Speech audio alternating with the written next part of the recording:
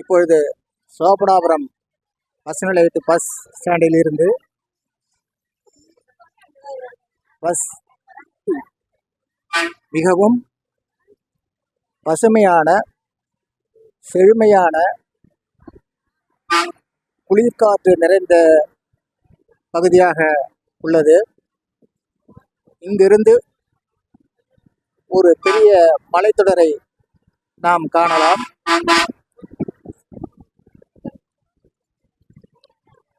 பக்கத்திலே அதிக தென்னை மரங்கள் பயிரிடப்பட்டு பாதுகாக்கப்படுகிறது தெரிகிறது. பக்கத்திலே பாருங்கள், அதாவது அதிகமான வாழை மரங்கள் ஒன்று என்று மட்டும் காணப்படுகிறது. செக் போஸ்டை தாண்டிய உடனே நம்ம ஃபாரஸ்டில் குச்சவெள்ளி பயிரிட்டிருப்பதை பாருங்கள். இந்த பகுதி கொஞ்சம் கூட வறட்சியானதாகவே தெரியவில்லை. இப்பொழுது வண்டி சோபனாபுரத்தின் செக் போஸ்டில் தாண்டி செல்கின்றது. இந்த செக் போஸ்ட் சோபனாபுரம் செக் போஸ்டிலே நின்று கிளம்பி சென்று கொண்டிருக்கின்றது. இன்னும் சிறு தொலைவிலே இப்பொழுது பேருந்து ஃபாரஸ்டின் நடுவே போய்கொண்டிருக்கின்றது. அந்த நடுவிலாகவே உள்ளது.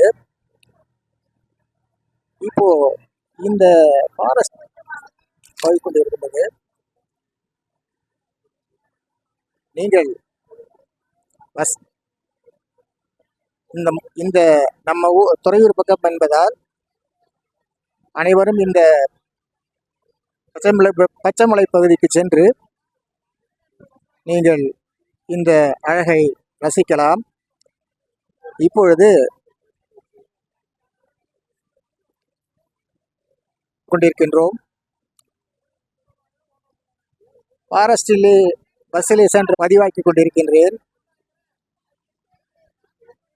இந்த ஃபாரஸ்டுடைய அழகை வாயினால் சொல்ல இயலாது. அனைத்து மரங்களும் இங்கே காணப்படுகின்றது. இங்கு தார் சாலை மிகவும் அருமையாக போட்டுள்ளார்கள். ஆனால் வண்டியிலே பயணம் செய்வதற்கு எந்தவித ஒரு கஷ்டமும் என்றுதான் பச்சைமலை உள்ளது. அதாவது பூதலூர் என்ற பகுதி உள்ளது. அதுவரை இந்த பேருந்திலே நான் பயணித்துக் கொண்டிருக்கின்றேன். இந்த வீடியோ மரங்கள் அதிகமாக இங்கே இந்த ஃபாரஸ்டிலே காணப்படுகிறது. இந்த பகுதி மிருக நடமாட்டங்கள் இல்லை என்று தெரிகிறது. ஏனால் அங்கங்கே சிறு சிறு தனித்தனியான சிறு வீடுகள் காணப்படுகின்றன. இங்கே தன்னுடைய பணியை செம்மையாக செய்து வருகின்றனர். இங்கே மக்கள் பேருந்து இன்னும் ஏறக்குறைய 7 கிலோமீட்டர் தூரம் இருக்கின்ற ஃபாரஸ்டில்.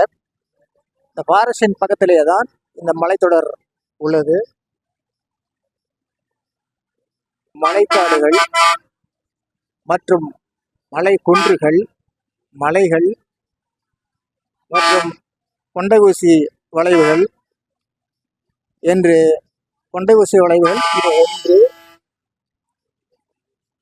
இங்கே பார்க்கும்போது சுமார்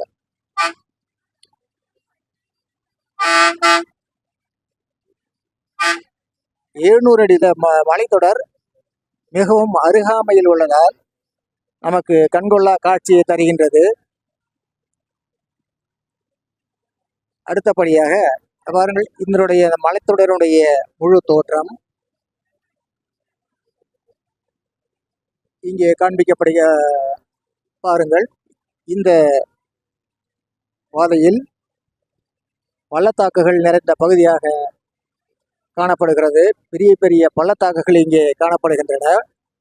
பெரிய மலைகள் தெரிகிறது. மலைகள் உள்ளன.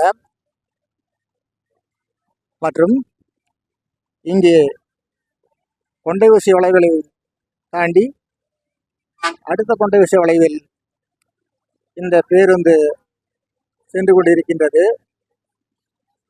மலைப்பகுதி என்பதால் பேருந்தை மிகவும் கவனமாகவும் மெதுவாகவும் இயக்குகின்றார் வண்டி ஓட்டுநர். ஆனால் அதில் தண்ணீர் இல்லை.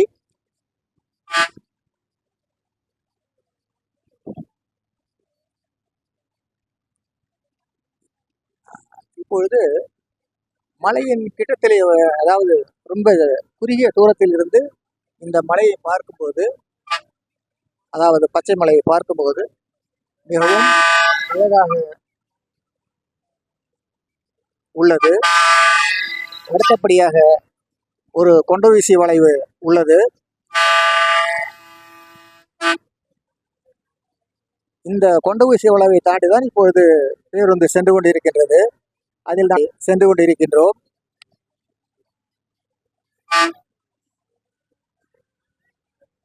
தான் போடப்பட்டுள்ளது. இங்கே அடுத்த கொண்டை ஊசி வளைவில் இப்பொழுது பேருந்து சென்று கொண்டிருக்கின்றது. பல வகையான மரங்கள், வேப்ப மரங்கள் அழகாக காணப்படுகிறது. இப்பொழுது மலைத்தொடர் அருகிலே நாம் வந்து இருக்கின்றோம். இங்கே இப்பொழுது மலையின் நடுவிலே தான் பேருந்து சென்று கொண்டிருக்கின்றது. இந்த மலைப்பாங்கான பிரதேசத்தை பார்ப்பதற்கு நாம் உண்மையிலேயே கொடுத்து வைத்திருக்க வேண்டும். நான் இந்த அளவுக்கு இந்த பகுதி அழகாக இருக்கும் என்று நான் எண்ணவில்லை.